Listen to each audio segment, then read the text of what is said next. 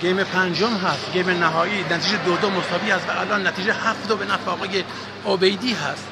عبیدی اگه این بازی رو ببره میره جز 16 نفر برتر.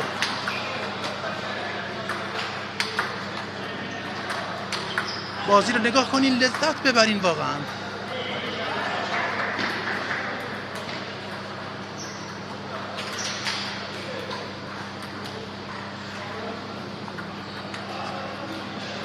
حساب کار 7-4 هست.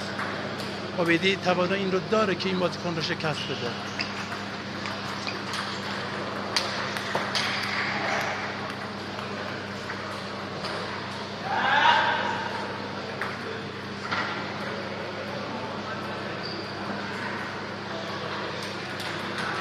حساب کار 7-5 هست. عبیدی جلو از بوشهر.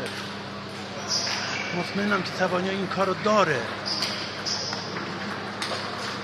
عالی و یک امتیاز بسیار زیبا میگیره و 8مین امتیاز برای بوشهر کسب میشه. آفرین عبیدی.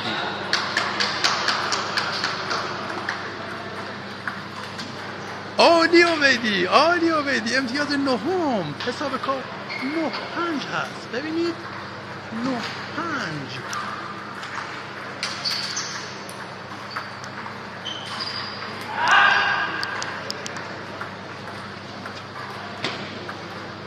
دهمین امتیاز. فقط یک بان مونده تا از این مرحله به سلامت عبیدی صعود بکنه. عالی و تمام و صعود آقای عبیدی به مرحله یک